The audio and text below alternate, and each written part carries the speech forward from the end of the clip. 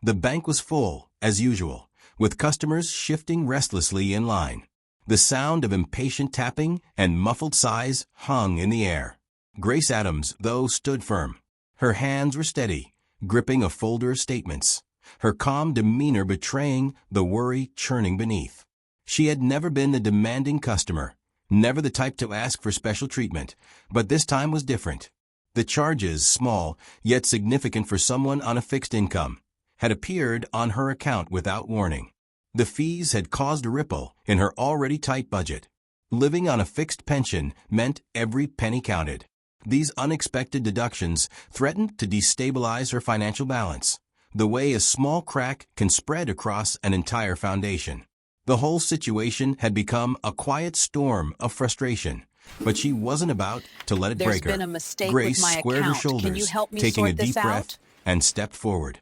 She approached the counter with measured steps, hoping for an explanation, and, more importantly, some understanding. The bank, with its sterile lights and bustling transactions, had always been a place where she could manage her money without much hassle. Today, though, it felt like a maze with no way out. Welcome, everyone. Today, we're diving into the story of empowerment, change, and finding the courage to stand up for what's right. As you listen, I want to hear from you. Where are you listening from? Drop a comment below and let me know. Grace Adams had always prided herself on her independence.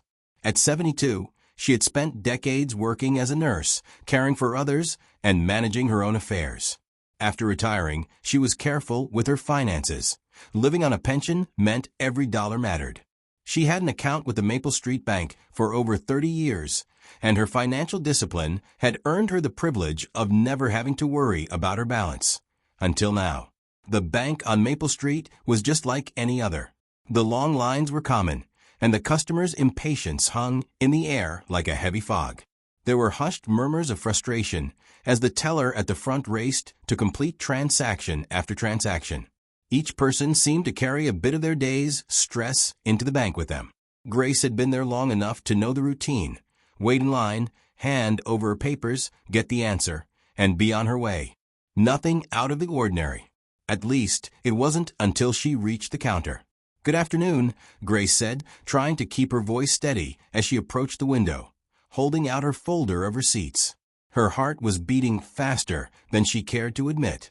She knew something was wrong with her account, but she hoped for an easy fix. Tina, the teller, was in her late 20s, eyes glued to the screen as her fingers danced across the keyboard. "How can I help you today?" Tina asked, her voice flat, as if reading from a script. Grace leaned forward slightly. "I've noticed some unexpected fees deducted from my account," she began, trying to maintain her composure. "I've been a customer for over 30 years, and I've never seen these charges before. Can you help me understand why they're suddenly here?" Tina didn't look up. "Oh, those fees are standard, ma'am," she replied with an uninterested sigh, continuing to tap away at the computer. "They've always been there." Grace felt a pit form in her stomach. "But I've never seen them before. Could you check again? I was just hoping to get some clarity." Tina shrugged, barely glancing at the receipts Grace had handed over. "Maybe you missed it. It's in a fine print." She waved the documents aside dismissively. "There's nothing we can do about it." Grace's frustration grew, and with it, the sense of being dismissed. Her fingers gripped the papers tighter, a subtle way of grounding herself. It wasn't just about the fees anymore, it was about something deeper. She had been loyal to the bank for years, never once asking for a favor, and yet here she was, being treated as if she didn't matter. "Look, I've had this account for decades. I've never had these charges before," Grace said, her voice thickening with the weight of humiliation. "I'm just asking for someone to review the account." Tina rolled her eyes, finally lifting her gaze to Grace's face. "Well, maybe you should read the fine print," she said sarcastically, loud enough for a few people in line behind Grace to hear. A couple of them chuckled quietly, their voices adding to the sting of the moment. Grace's face flushed. She wasn't trying to cause a scene. She just wanted an explanation. The thought of being laughed at in a public space, like an invisible woman, made her throat tighten. She had always prided herself on her independence, but this was different. Today, the system was working against her. She could feel her resolve slipping, and she hated that. Before Grace could speak again, a figure emerged from the back of the bank. The noise around her seemed to fade, as if the room held its breath. "Why are you treating her like that?" The voice was calm, but carried a firm authority. All heads turned toward the source of the interruption. Standing near the door was a man, Mike Chun, looking almost out of place in his hoodie and jeans. He wasn't wearing a suit, didn't have a badge, but there was something about the way he stood, his posture, his quiet confidence, that instantly commanded attention. The entire room fell silent. Frank Collins, the branch manager, who had been observing from afar, shifted his weight and walked over. His arms were crossed, his stance defensive. He looked down at Mike with a look of irritation. "And you are?" he asked, his tone dripping with condescension. Mike took a step forward, his calm demeanor never wavering. "I'm someone who knows the difference between policy and fairness," he said, his voice steady but unyielding. "You don't treat people like this. You don't humiliate someone for asking about fees they weren't informed about." Grace blinked in surprise, feeling a glimmer of hope. She hadn't expected anyone to stand up for her, not like this. But here was this stranger, speaking out when no one else had. "Maybe she's not reading the fine print," Frank said, sneering at Grace before turning his gaze back to Mike. "And this isn't any of your business." Mike didn't flinch. "It's my business when people are being treated unfairly." His words were firm, unwavering, as if he had seen this sort of thing before. And in his eyes, there was a quiet promise of something more, something that would right the wrongs in this room. The tension in the air thickened. For the first time, it wasn't just Grace against the system. It was now Grace and Mike against the system. And everything was about to change. As Mike's presence held the room in suspense, Grace couldn't help but wonder who this man was and why he was willing to intervene on her behalf. In that moment, it wasn't just about the fees. It was about her belief that someone, somewhere, cared enough to make sure she wasn't silenced. The journey that had brought Grace to this moment was one of quiet patience. But now, with Mike standing beside her, it felt like a fight for something far more important than just a refund. It was a battle for dignity. And so, as the tension swirled, Grace realized she wasn't alone in her struggle. This encounter, this unexpected confrontation, was just the beginning of something that would change her life. But how did she get here? What had led to this moment? The story of Grace Adams was not just about an elderly woman and her bank account. It was about a woman who, after years of silence, was ready to speak up and reclaim what was hers.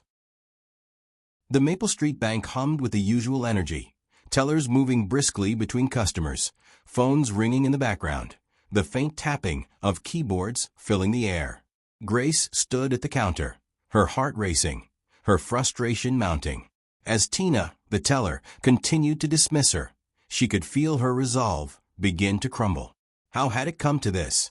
She had come in looking for a simple explanation, yet all she was getting was mockery and condescension. As she gripped the envelope tighter, she wondered how many other elderly customers had been subjected to this treatment, forced to quietly accept things that were clearly wrong. But in the back of her mind, she also knew something had to change. This couldn't be how it ended. Just as Frank, the bank manager, opened his mouth again to shut her down, the door to the bank swung open, and the air shifted. A man walked in, casually dressed in a hoodie and jeans. Nothing special about his appearance, but there was something about the way he carried himself that immediately caught attention. Mike Chun was in his early 30s, tall and fit, with a calm yet undeniable presence. His posture was open but confident, and though he didn't speak yet, his energy seemed to fill the room in a way that demanded attention. It wasn't arrogance, it was something quieter, something more powerful. As he walked to the back of the room, his eyes met Grace's for a split second, and she couldn't help but notice the steadiness in his gaze. There was something in him that felt different, someone who knew what was right and wasn't afraid to stand up for it. Mike wasn't here to make waves, he was here to make things right. As he stood in line, a few people exchanged glances, but the noise of the bank continued, as if the arrival of this new presence hadn't caused much of stir. However, Grace, still standing at the counter, couldn't shake the feeling that something was about to happen. She had been at this bank for years, and in all her time as a customer, no one had ever stepped in when the system was unfair to her. But now here was someone who seemed to understand the weight of the moment. Mike overheard the sharp, dismissive tone from Frank, the bank manager, as he addressed Grace. His brows furrowed slightly, a muscle in his jaw tightening, though his face remained as composed as ever.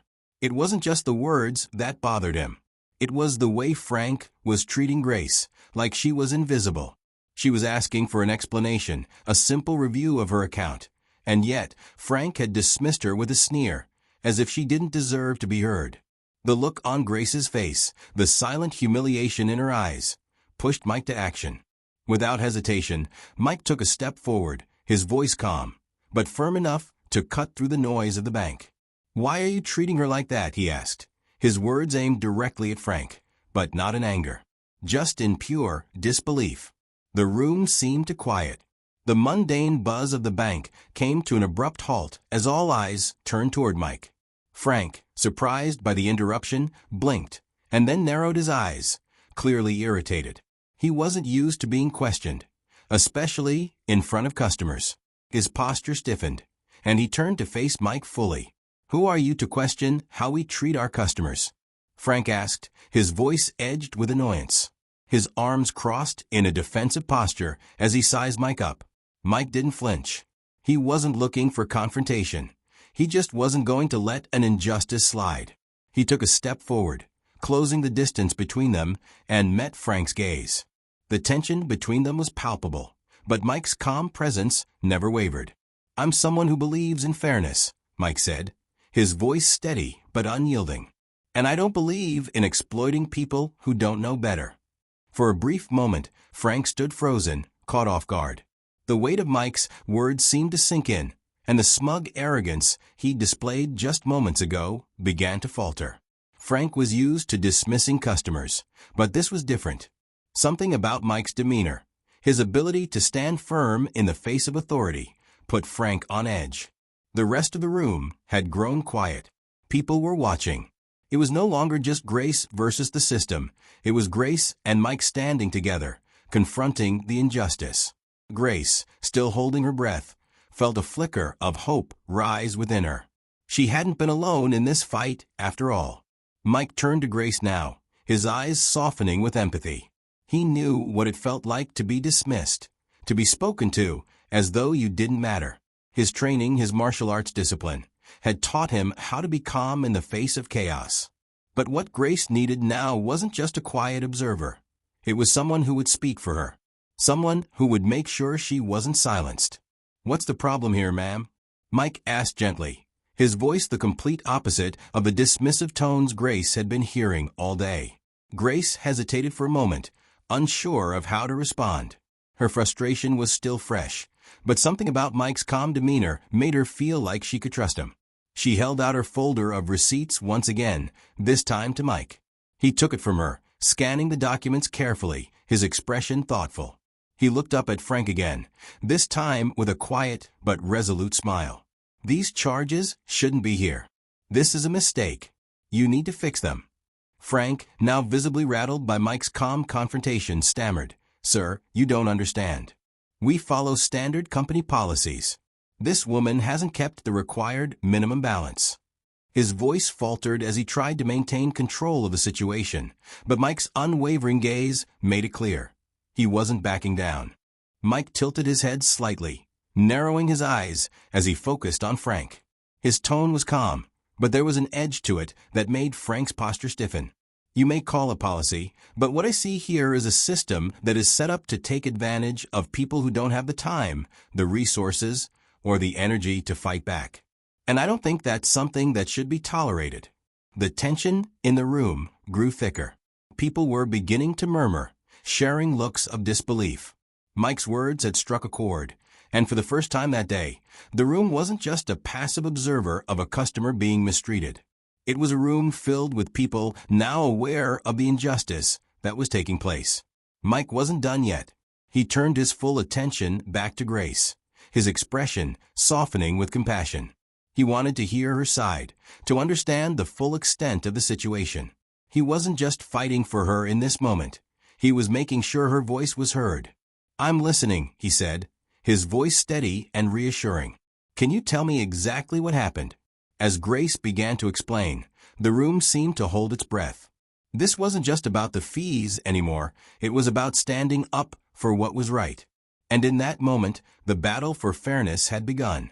For the first time in what felt like an eternity, Grace felt like someone was finally listening to her. The fight wasn't over yet, but for the first time, she didn't have to face it alone. What had started as a quiet frustration, a simple trip to the bank, was quickly turning into something much more. As Mike stepped in and began to ask the questions that no one had bothered to ask, Grace couldn't help but wonder how this stranger, this martial artist, had found his way into her life at the exact moment she needed him most. And yet, as the situation unfolded, it became clear. This wasn't just a random encounter. This was the beginning of something bigger than either of them could have expected. But how did Grace find herself here? What had led to this pivotal moment in her life? It was time to take a step back and look at the path that had brought her to this point, where loyalty, fairness, and the quiet hope for change would finally come to a head. The bank had settled into an odd silence, with every pair of eyes in the room fixated on Grace and Mike. The hum of quiet conversations, the tapping of keyboards, and the clink of coins had all ceased, leaving a heavy, electric air in its wake. Grace, still standing at the counter, felt a mix of disbelief and relief wash over her. Here she was, a 72-year-old retired nurse, in the middle of a public confrontation at a bank she trusted for years. But as Mike stood beside her, his quiet but unwavering presence seemed to transform the situation. She hadn't expected anyone to stand up for her like this. But here he was, treating her not as just another customer, but as someone who mattered. Mike took the folder of receipts from Grace's hand, his fingers brushing lightly over the edges as he scanned the documents carefully. His eyes flicked between the papers and the computer screen, assessing the situation with the sharp precision of someone who had learned to see through the surface of things. There was no hint of judgment in his demeanor, just an air of quiet professionalism. Grace hesitated for a moment before speaking again, unsure if she could trust this stranger. She'd spent a lifetime learning to rely on her own strength, but now, standing beside this man, it felt like a weight had been lifted from her shoulders. Maybe she didn't have to carry this burden alone. Mike's voice broke through the tension. "These fees shouldn't be here," he said plainly, turning to Frank, the bank manager. His words were simple but powerful, cutting through the discomfort in the room like a blade. Frank shifted his weight, his shoulders tense. His eyes narrowed in response. "It's company policy," he replied quickly, his tone defensive. "The fees are legitimate and they're standard. It's just how the system works." Mike didn't waver. He tilted his head slightly, his expression never changing. "Company policy or not," he said, his voice growing firmer. "These fees weren't on Grace's account before. So why are they showing up now? And why, all of a sudden, is an elderly woman, someone who's been a loyal customer for decades, being charged these fees without any warning?" Frank blinked, taken aback by the directness of Mike's questions. He cleared his throat, trying to maintain his composure, but his voice faltered. "Well, the system is set up to apply these charges if the account balance falls below the minimum requirement," he said, his tone growing defensive. "It's not personal. It's just the way things are." But Mike wasn't done. He stepped closer to the counter, his calm demeanor never faltering. "That's the thing, Frank. It's not personal for you, but it sure feels personal to Grace," he said, his gaze hardening. "She's been with this bank for over 30 years. And yet, here she is, being treated like a number. You've just accepted the charges because it's easier than reviewing them. You're ignoring the impact on your customers." A few people in the line behind Grace exchanged nervous glances. The murmurs began, quiet whispers that carried a new weight. Mike's words, which had been steady and direct, were starting to plant seeds of doubt in the minds of the people who had once been passive observers of the situation. Mike's next question carried a subtle but powerful accusation. How many other elderly customers are getting these charges, Frank? How many of them have been quietly slipping through the cracks, unable to challenge the system because they don't know any better? The room fell silent. Grace felt a knot tighten in her chest, a quiet wave of recognition washing over her. This wasn't just about her anymore. Mike had turned the lens of scrutiny on the bank's practices, and it felt like a dam was starting to break. Frank shifted uncomfortably, but he didn't answer right away. He knew, on some level, that Mike had just pointed out something he couldn't ignore. But as a manager, he was also too entrenched in the way things had always been done to see an easy way out. Mike wasn't about to let it slide. He turned to the customers who had been silently watching. "How many of you have experienced unexpected fees recently?" he asked, his voice carrying across the room. "How many of you have noticed changes in your accounts that you weren't told about? How many of you, just like Grace, have had to silently accept these things because you didn't have the energy or the know-how to fight back?" There was a long pause. Slowly, hands began to rise. First one, then another. A middle-aged man in a work uniform, his face lined with frustration, raised his hand. "I've seen those fees," he muttered. "They started showing up a few months ago." No explanation. A young woman with a child in her arms followed suit. "Same here," she said quietly. "I noticed them on my account a few weeks ago. I didn't know what to do." One by one, more customers began to speak up. The passive silence that had once filled the room was gone, replaced by a quiet but growing collective realization. This wasn't just an isolated issue. This was a trend. Mike turned back to Frank, who now appeared cornered, his face flushed with frustration and embarrassment. "So what do we call it, Frank? Policy? Or is it a pattern of preying on vulnerable customers, especially the elderly?" Mike's tone was calm, but there was an undeniable edge to it now. The murmurs in the room were growing louder. Some customers, who had once been completely indifferent, were now beginning to show support for Grace. The weight of Mike's words and the collective realization of what was happening began to shift the atmosphere in the bank. The room, once silent, was now a battleground for fairness. Frank looked around the room, and for the first time that day, he could feel the walls closing in on him. He had spent his career dismissing customers, shrugging off complaints with the belief that most people wouldn't bother pushing back. But now, with the eyes of the room on him, with the very system he represented exposed for what it was, Frank was running out of excuses. Mike wasn't finished. "I don't think the issue here is policy. I think the issue is that the system is designed to benefit those at the top and ignore everyone else," he said, his voice lowering slightly but still steady. "This isn't a mistake, Frank. It's exploitation. You're making people like Grace, feel powerless." The manager opened his mouth to speak, but no words came out. His usual arrogance and dismissiveness had crumbled in the face of something much bigger than he could handle. It wasn't just about one woman and a few fees anymore. It was about how a system had failed so many others, quietly and without consequence. Grace stood there, her heart racing. For the first time since walking into the bank, she felt like she wasn't just fighting for herself, but for everyone who had been taken advantage of. And as the room around her began to change, she realized that Mike had done something she never thought possible. He had brought her voice back. The battle was just beginning, but Mike had shifted the momentum. And now, it was up to Frank to decide what would happen next. As the room grew tense and the murmurs of agreement spread, Grace realized that this moment, this confrontation, was bigger than the bank. It was about standing up to a system that had silently taken advantage of so many. As the tension mounted, Grace began to feel a new sense of strength rise within her. This wasn't just about her fee. It was about the fight for dignity. But how did it all come to this? How had she, a quiet woman who had spent her life caring for others, ended up in this confrontation? To understand the weight of this moment, Grace knew she had to look back, not just at her bank statements, but at the journey that had led her here. The air in the Maple Street Bank was thick with anticipation. Every eye in the room was trained on Mike, whose calm demeanor contrasted sharply with the growing tension. Grace, standing at the counter beside him, felt a small flicker of hope in her chest as she realized that the battle was no longer just hers to fight. It had become everyone's fight. Frank Collins, the bank manager, stood frozen, his arms still crossed tightly in front of him. His usual smugness had begun to fade, replaced by an unease that he was struggling to hide. Sweat beaded on his forehead, and his grip on the counter tightened.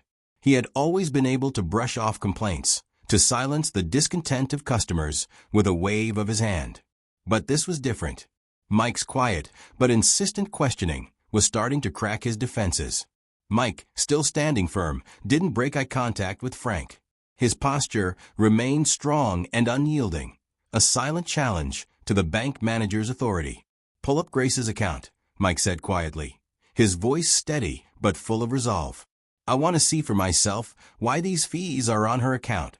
The words seemed simple, but they carried weight. Mike wasn't asking for a favor. He wasn't pleading. He was demanding that Frank face the reality of what had been happening in the bank, of what had been happening to Grace. Frank hesitated, a flicker of doubt crossing his face. He shifted his weight from one foot to the other, glancing nervously at the computer. He had hoped that his previous dismissals would be enough to get rid of Mike. But now, with the entire room watching, he couldn't avoid the confrontation any longer. Reluctantly, Frank turned toward the computer behind the counter, his fingers trembling slightly as he logged into the system. Every moment that passed seemed to stretch longer than the last, and Mike stood there, silently observing him. Grace, her heart pounding in her chest, couldn't help but wonder if this was the tipping point. Would the truth finally come to light, or would they continue to manipulate the system to keep her and others in the dark? The tension in the room was so thick it felt like it could be cut with a knife. The customers, once passive observers, were now shifting uneasily in their seats, murmuring softly to each other. This wasn't just about Grace anymore. This was about a system of exploitation that had gone unchallenged for far too long. Finally, with a reluctant sigh, Frank pulled up Grace's account on the screen. Mike stepped forward, his eyes scanning the numbers with a focused intensity. Grace watched in silence, holding her breath, as Mike's gaze moved over the screen. He flicked his fingers across the keyboard to bring up the transaction history. His eyes narrowed as he studied the details. And then he froze. "There it is," Mike said, his voice low but carrying through the room. "The fees started 2 months ago, right after the bank implemented a new policy." Frank's face went pale. He could feel the weight of Mike's words, but he wasn't ready to admit defeat, not yet.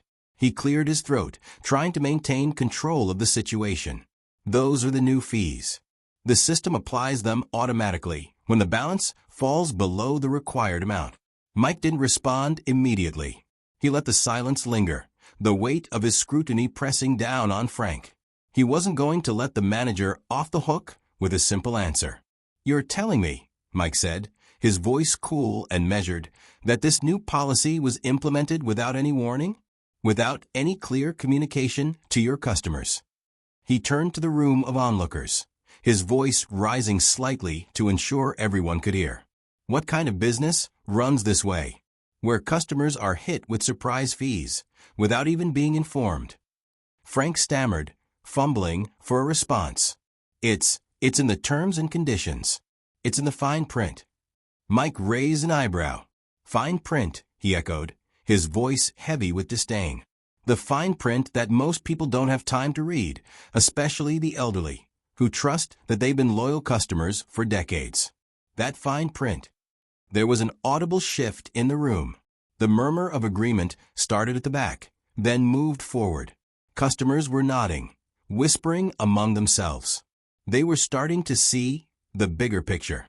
"Frank," Mike continued, his tone now more pointed, "do you review these charges? Do you actually check to see if they're correct, or do you just assume that the system is always right?" Frank opened his mouth to speak, but then closed it again. He was caught. There was no defending the bank's practices anymore, not with Mike's unwavering presence and the growing chorus of support from the customers. The truth had been revealed, and the longer Frank stood there without a valid response, the more the weight of it pressed down on him. He had thought he could dismiss Grace's complaint as just another customer, But this wasn't just about her anymore.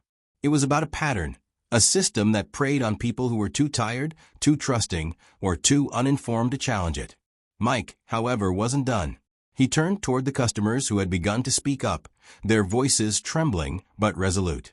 "How many of you have had these fees show up in the last few months?" he asked, his voice carrying with authority. "How many of you have been silently paying them, unsure of where they came from, unsure of how to fight back?" There was a long pause, and then one hand slowly rose. Another followed, and then a few more. One by one, customers began to speak out. "I've been seeing these fees on my account for months now," said a middle-aged woman standing near the back of the line. "I didn't know what to do. I thought it was just me." A young man chimed in. "Same here. I've been charged for things I didn't sign up for. I've been afraid to question it."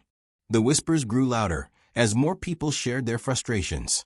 Mike had done more than confront Frank. He had given these customers a voice, and now they were starting to take back some of the power that had been taken from them. Frank's facade was cracking, piece by piece. He had always believed that customers like Grace, quiet, elderly, would never challenge him. But now he could feel the pressure mounting. He could feel the room shifting in a way he couldn't control. Mike stood tall, his eyes scanning the room. "This isn't just about Grace anymore," he said, his voice unwavering. "This is about every person who's been ignored, every person who's been taken advantage of, just like her. It's time to put an end to this."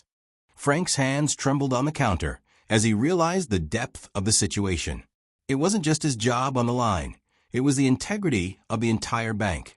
He had been caught in a lie, and he could feel the weight of his actions crashing down on him. The room, once passive, was now alive with the energy of people who were no longer willing to be silent. Mike had done more than expose a policy. He had started a movement. And as Frank stood there, powerless, it was clear there was no going back. The tension in the room reached its peak, but for Grace, it felt like a wave lifting her, giving her strength. She had always been the one to quietly endure, but now, she realized she wasn't alone. The fight was just beginning, but Mike had already sparked a fire of change. The truth had been unveiled, and there was no turning back. But how did it come to this? How had she ended up in the middle of a public confrontation that would shake the very foundation of the bank? The story of Grace Adams was no longer just about unfair charges. It was about standing up for what was right, no matter the cost.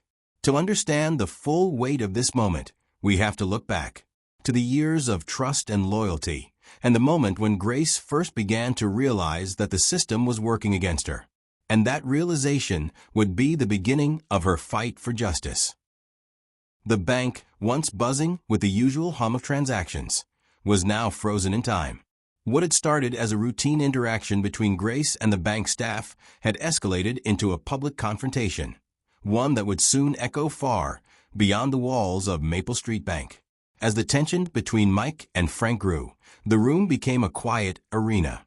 People shifted uneasily in line, watching the standoff unfold. But amidst the silence, a new sound broke through, the faint click of a phone camera being activated. A young man, standing in the middle of the line, had quietly pulled out his phone and began recording. It wasn't loud. It wasn't dramatic. But the action had an undeniable impact. The moment had just been transformed. No longer a private dispute between one customer and a bank manager, it had now become something more, something that would be shared, spread, and seen by thousands. The camera lens captured every word, every tense exchange, every glance of discomfort. This wasn't just Grace's fight anymore. It was becoming a spectacle, one that would soon reverberate beyond the bank's walls. Mike stood tall, his posture unshaken despite the drama unfolding around him. He hadn't expected the scene to turn this way, but he had always known that speaking the truth often made waves. The longer the situation dragged on, the clearer it became that this wouldn't be over until Frank truly acknowledged the injustice. "I'm not finished yet," Mike said, his voice cutting through the room with finality. Frank, now visibly sweating, tried to gather his composure. His usual arrogance had been replaced with desperation.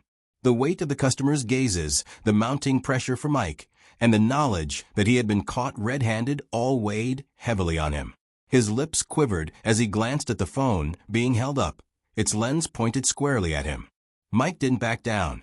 "You're going to fix this, Frank. Not just for Grace," he said, "but for every other customer who's been unfairly charged these fees." Frank opened his mouth to argue, but the words caught in his throat. He had no choice. He had already been cornered by the undeniable facts that Mike had laid bare in front of everyone. But he wasn't ready to admit his guilt. He wasn't ready to show true remorse. "I'll reverse the charges," Frank muttered under his breath, still clutching the edge of the counter like a lifeline. "I'll reverse them, but that's all I'm doing." Mike didn't let him off the hook that easily. "No, Frank," he said firmly, his voice growing louder. "That's not enough. You're going to publicly apologize to Grace. And you're going to apologize for the way you've treated every customer in here. It's not just about the charges. It's about the way you've handled people who trust you." The room fell silent again. A few people in line, who had once been passive observers, now looked at Frank with disappointment. They were waiting for the apology that Mike demanded. Frank swallowed hard, his face turning a deep shade of red. He glanced nervously at the recording phone, then back at Mike.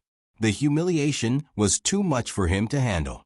He had been caught, exposed for what he truly was, someone who prioritized the system over the people it was supposed to serve.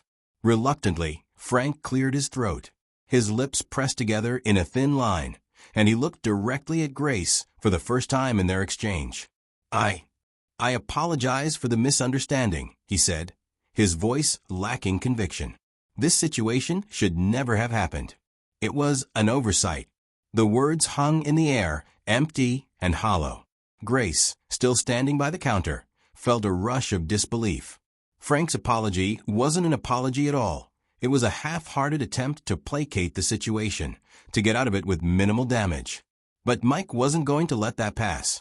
"You can do better than that, Frank," Mike said, his voice firm, but with an air of finality.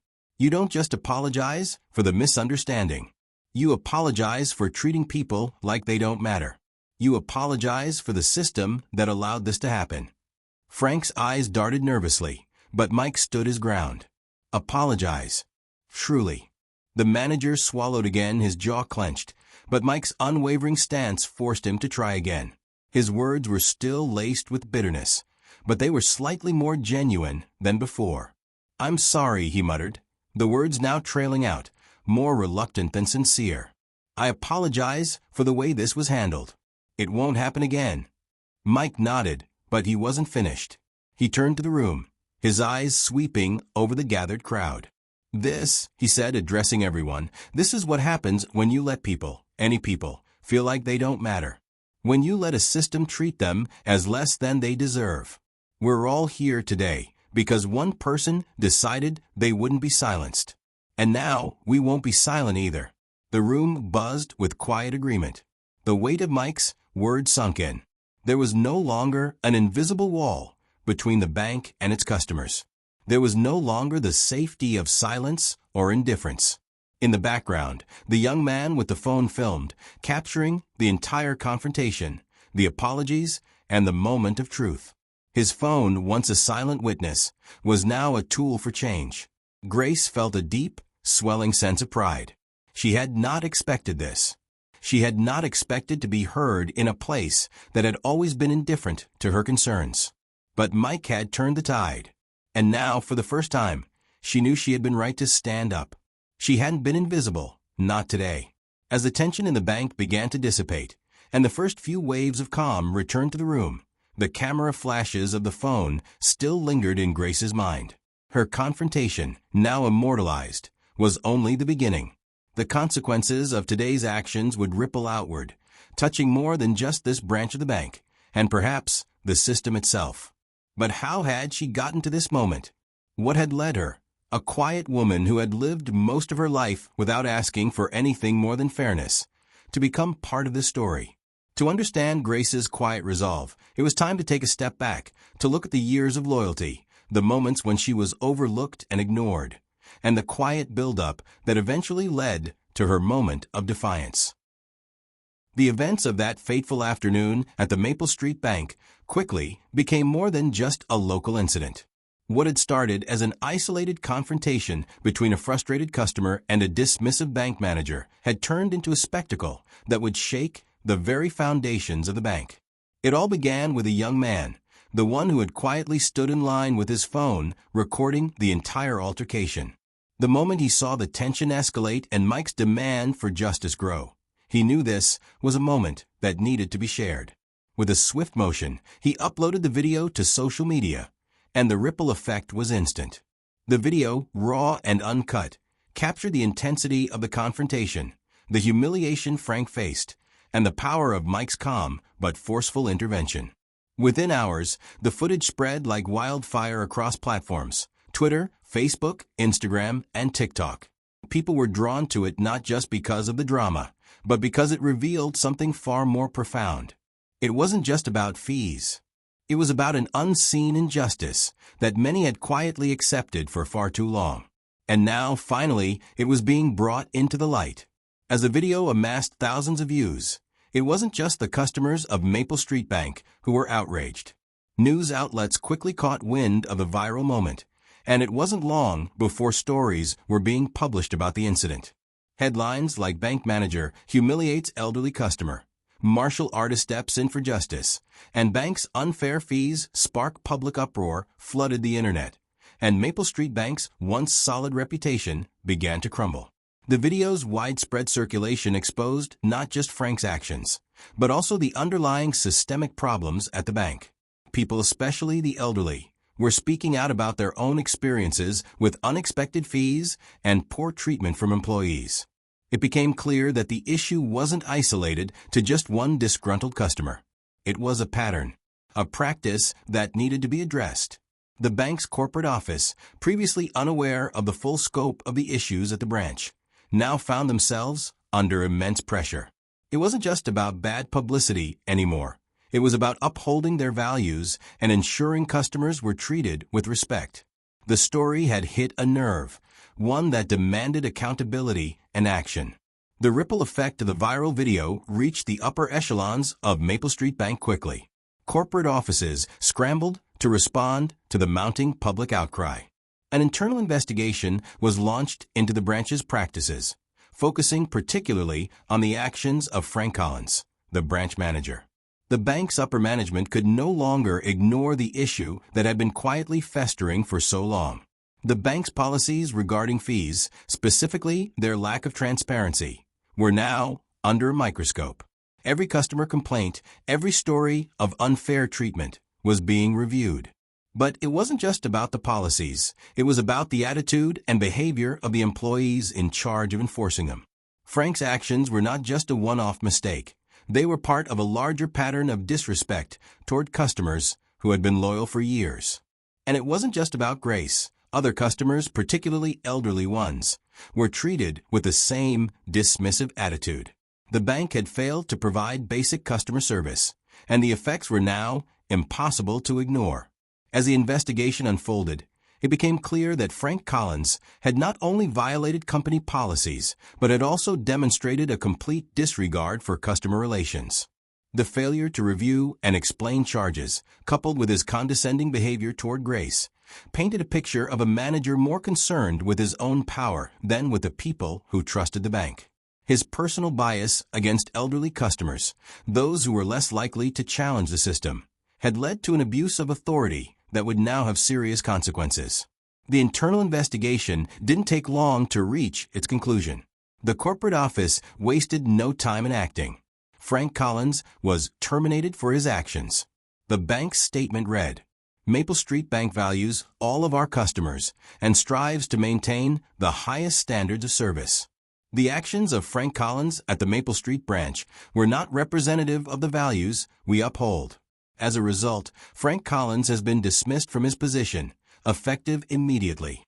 The news spread quickly. Headlines continued to roll out, but now the narrative had changed. The bank's action was framed as a victory for customers. Grace Adams had not only won her case, but it sparked a larger conversation about the way elderly customers were treated. Frank's dismissal was met with widespread approval online.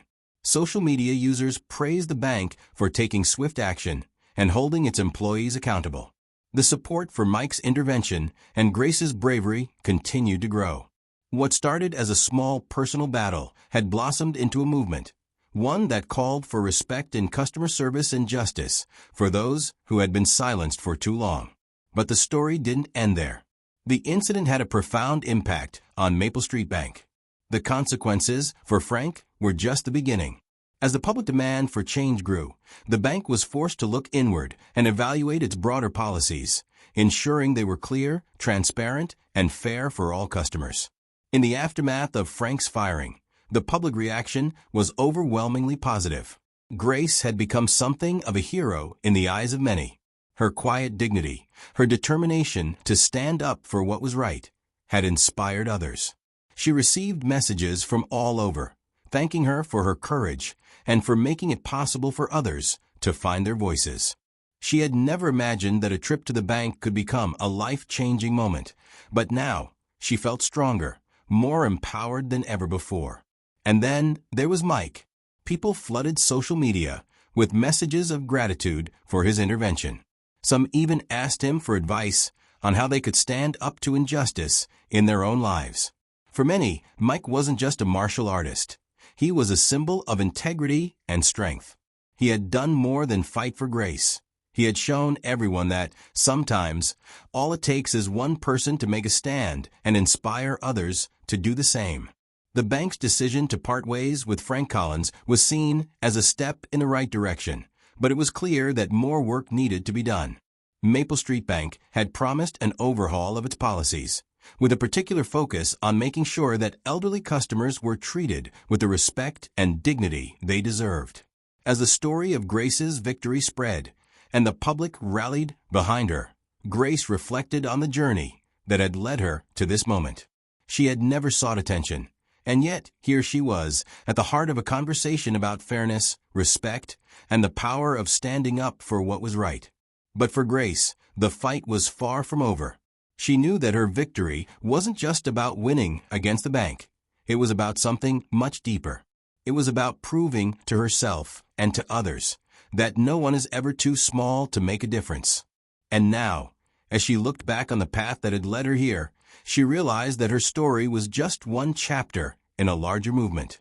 A movement that would continue to grow, inspired by the quiet strength of those who refused to be ignored. The days that followed the confrontation at Maple Street Bank felt like a blur. But even as the world outside continued its usual pace, for Grace Adams, everything had shifted. As she sat in her cozy living room, sipping her tea, the weight of the events started to sink in.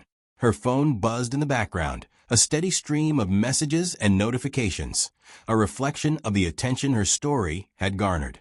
But it wasn't the viral video or the media headlines that occupied her thoughts. It was the profound change that had taken place within her.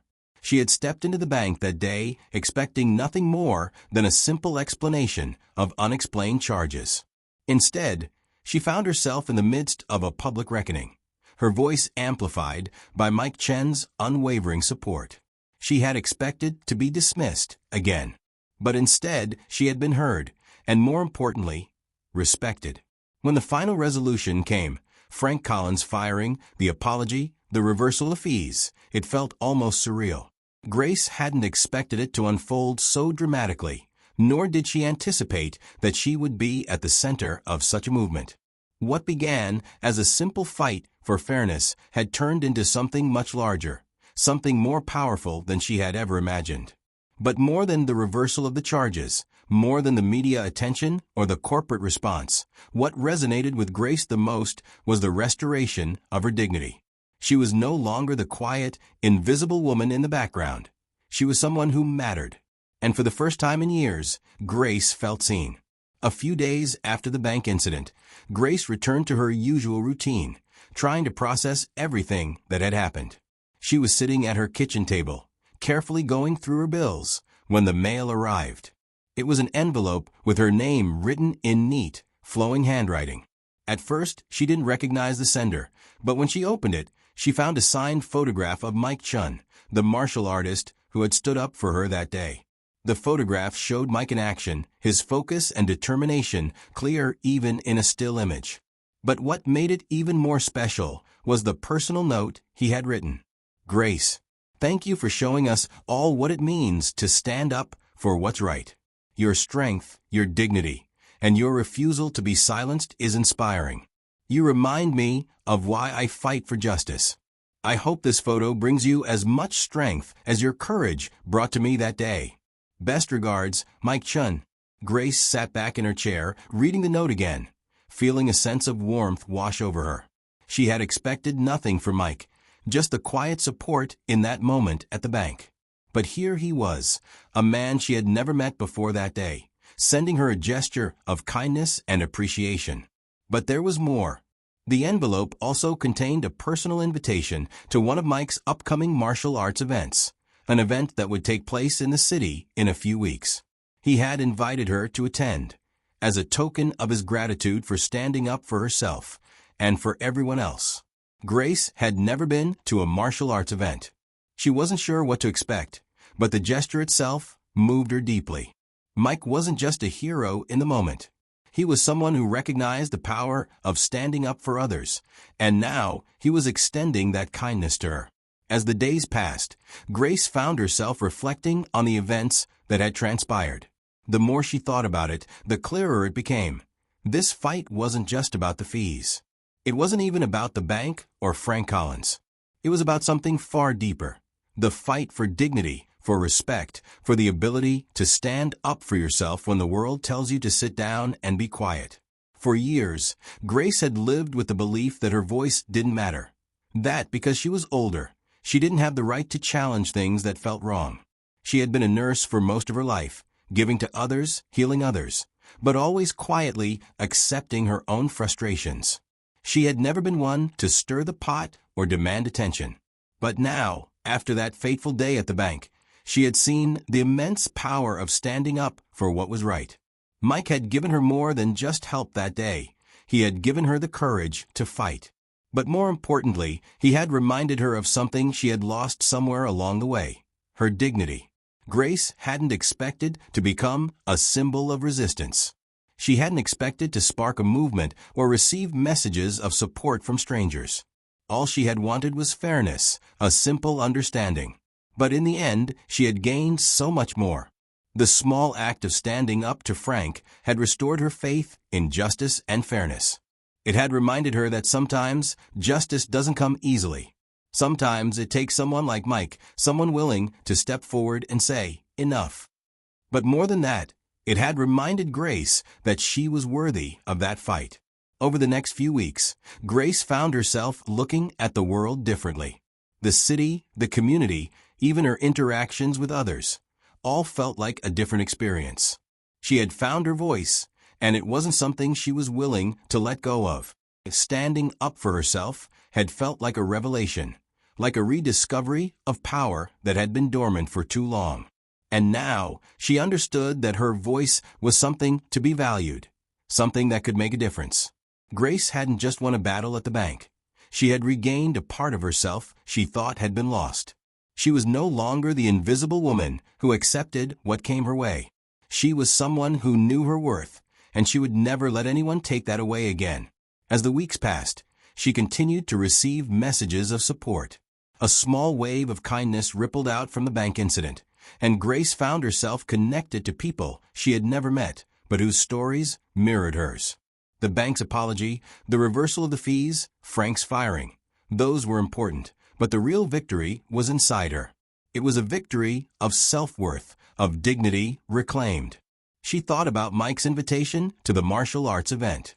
Perhaps it would be an opportunity to see firsthand what it meant to fight, not just for herself, but for others too. Grace was no longer the woman who walked into that bank on a quiet afternoon. She had been transformed, not just by the actions of others, but by her own ability to take a stand. And as she stood at the precipice of this new chapter in her life, she couldn't help but reflect on how far she had come. But there was still one question left unanswered. How had she gotten to this point? How had the quiet nurse, who had lived her life in service to others, found herself at the center of a battle for fairness? To understand the journey that led her to this moment, we must look back, not just at the bank incident, but at the years that had shaped her into the woman she was today. It wasn't just about the system or the fees, it was about the lessons learned along the way. And in Grace's story, the real power lay in her quiet ability to reclaim what was rightfully hers. The ripple effects of Grace Adams' victory at Maple Street Bank were felt far beyond the confines of the bank itself. What had begun as an isolated dispute over unfair fees had morphed into a larger conversation about justice, transparency, and fair treatment for vulnerable customers, particularly the elderly. Grace had unwittingly become the face of a movement, one that was demanding change not just in this bank, but across the financial system. As the story of Grace's stand began to make headlines, the pressure on Maple Street Bank mounted. What had initially been a minor scandal now took on national significance, thanks in large part to the viral video that captured the dramatic confrontation. The bank, which had previously brushed off complaints as isolated incidents, was now at the center of a public firestorm. In response to the growing backlash, the bank's corporate office was forced to act swiftly. The story had spread across social media, news outlets, and consumer protection blogs, and the bank's reputation was on the line. It wasn't just about the fees anymore, it was about how they treated their customers, how they treated Grace and the other vulnerable customers who had silently endured unfair charges. A few days after the public apology and Frank Collins' firing, the bank released an official statement. The statement read, "Maple Street Bank acknowledges the concerns raised by our customers regarding recent fees and the treatment of our longtime clients. In light of these events, we are launching an immediate review of our fee structures and customer service policies to ensure fairness, transparency, and accountability. We are committed to ensuring that all our customers, especially our elderly clients, are treated with the respect they deserve." While this statement was a step in the right direction, many saw it as the bank's attempt to salvage its public image. Regardless, it was clear that Grace's actions had forced Maple Street Bank to confront its policies head-on. The systemic nature of the issue, the way fees had been targeted at vulnerable customers, was now an undeniable truth. The bank could no longer pretend that the system was operating fairly. For Grace, the changes were a symbol of her fight being recognized. But she knew this was just the beginning. The review of the bank's policies was a first step, but the real question remained. Would the changes be meaningful? Would the system truly become more transparent and fair for everyone? While the bank reeled from the fallout, Grace Adams found herself the unlikely hero of a growing movement. Her story, shared widely online, resonated with many, particularly with the elderly and those who had long been disenfranchised by the financial system. Grace had always prided herself on her independence, but now she was seen as something more, a symbol of resilience, a beacon for anyone who had ever felt powerless against a system that seemed too big to challenge. Messages of support flooded in from all corners of the country. Elderly customers shared their own stories of mistreatment, of sudden fees appearing on their accounts, and of bank employees who didn't take the time to listen. Many thanked Grace for standing up and showing them that their voices mattered. They had been made to feel like just another number in the system, but now they felt empowered to speak out. Social media was abuzz with posts celebrating Grace's victory. The hashtag Grace Stands Up began trending, and people shared their own stories of fighting for fairness, some in banking, others in healthcare, education, and beyond. Grace, however, remained humble. She never asked for this attention. All she had wanted was fair treatment, a simple review of her account, and some understanding. Yet, as the messages piled up, she began to realize the magnitude of what had unfolded. This wasn't just about the fees anymore. It was about giving a voice to people who had been ignored for too long. As the public support for Grace grew, Mike Chun, the martial artist, who had stepped in when she needed it most, became a hero in his own right. While Grace had become the face of the movement, Mike's intervention had sparked it. His calm demeanor and quiet strength had turned the tide in an instant, making it clear that one person's courage could change everything.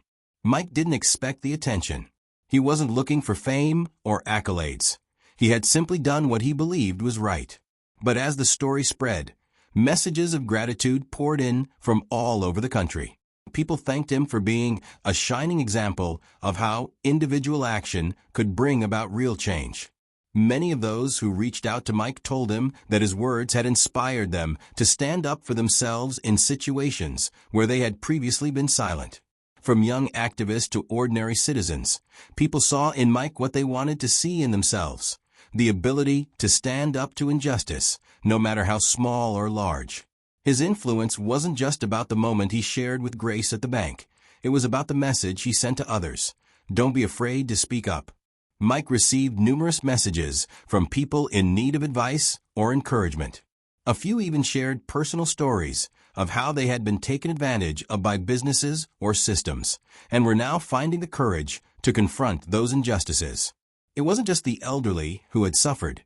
It was people from all walks of life who had felt powerless.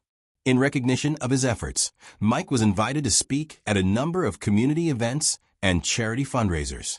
He was becoming an unofficial spokesperson for fairness and integrity in business practices. And though he didn't seek the spotlight, he used every opportunity to share one simple truth: when we fight for others, we fight for ourselves. The fallout from the Grace Adams incident wasn't limited to Maple Street Bank. The video continued to make waves across the internet, inspiring people to ask difficult questions about how institutions operated and how vulnerable populations were treated.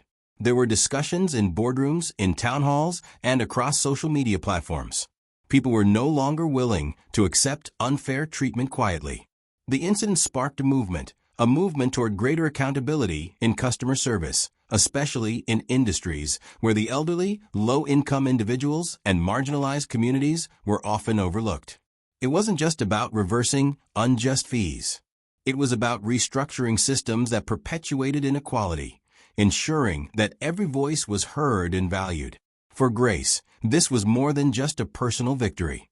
It was a wake-up call to everyone who had been silenced for too long. And for Mike, it was a reminder of the impact one person could have when they chose to act. As the public response continued to pour in, Grace reflected on the road that had brought her to this point. It wasn't just about the fees or the bank. It was about something far deeper: the realization that she had the power to change her circumstances, to make a stand, and to inspire others. But how did Grace get here? What had led her to this pivotal moment, where her fight for fairness became something much bigger than a battle against a bank? To truly understand the journey that led Grace to become a symbol of resilience, we must look back at the quiet strength she had carried with her all along. The sun had begun to dip behind the horizon, casting long shadows across the neighborhood as Grace Adams stepped out of her home. A small smile tugged at her lips as she looked up at the sky. It was a quiet evening, but for Grace, the weight of the world no longer seemed as heavy. After everything that had happened, she had gained something far more precious than a refund. She had gained her voice. Grace had always been independent, but it wasn't until that pivotal moment at Maple Street Bank that she realized how much her voice truly mattered. The support from Mike Chun, the customers who had stood with her, and the community that rallied around her had opened her eyes to something she hadn't fully understood before: her own power. But that newfound power wasn't something Grace was willing to keep to herself. Now, she wanted to help others who felt as silenced and small as she had once felt. And so, she took the first steps in a new direction, one that would see her using her experience to advocate for those who had been overlooked or mistreated by systems meant to protect them.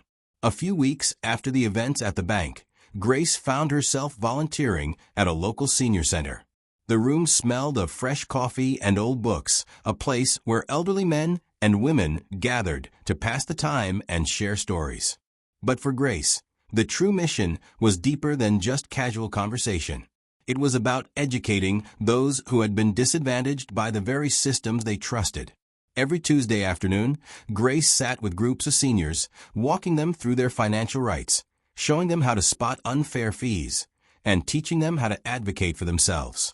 She had spent years living in silence, accepting things as they were. But now, she was passing on the knowledge she had gained during her own fight for fairness. The seniors listened intently as she shared her story.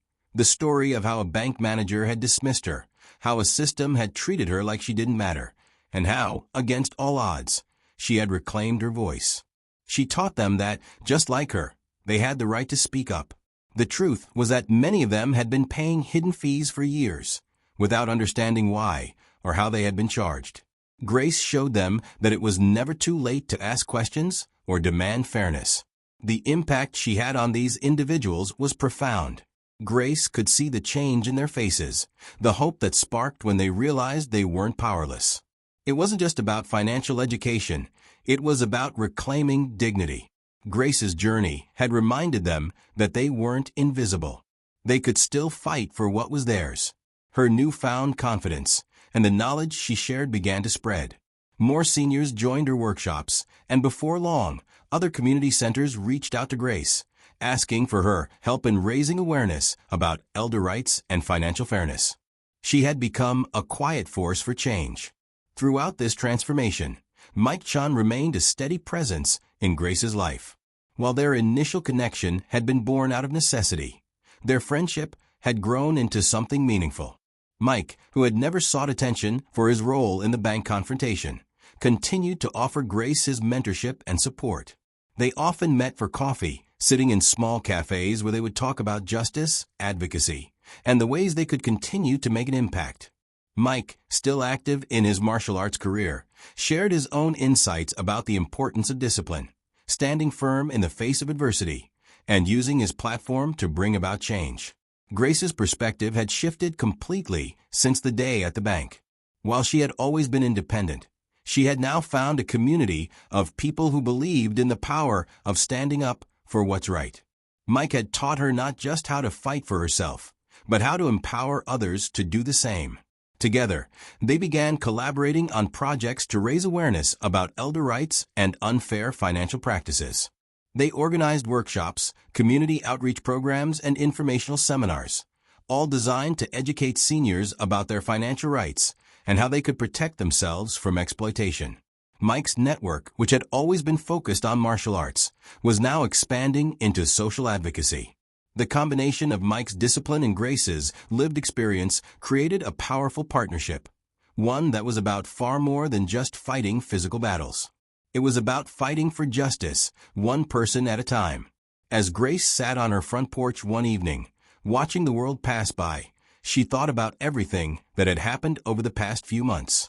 The viral video, Frank Collins' firing, the bank's policy changes, and the widespread public support she had received.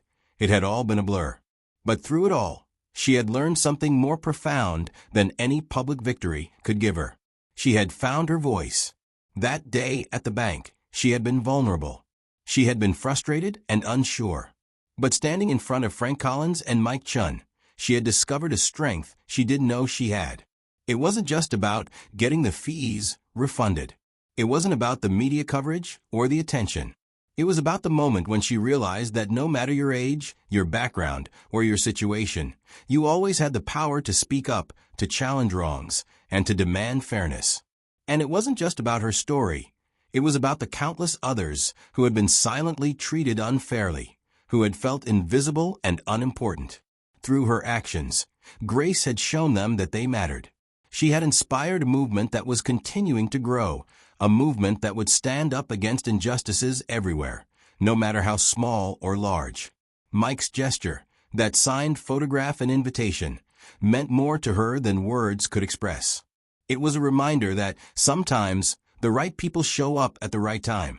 It was a reminder that sometimes the fight for what's right is just beginning, and that the connections we make along the way are what carry us forward. Grace didn't know where the future would take her, but one thing was certain. She would never again be the quiet woman in the back of the room. She had found her power, and now she would help others find theirs. And with that realization, Grace felt a profound sense of peace. Her journey had not been about the destination. It had been about becoming the person she was always meant to be, someone who stood for justice, who fought for respect, and who, in the end, would never be silenced again. But how did it all begin? What brought Grace Adams to the point where she could stand up, not just for herself, but for others as well? To fully understand the incredible transformation Grace had undergone, we must look back at the small moments that led her to her defining moment at the bank.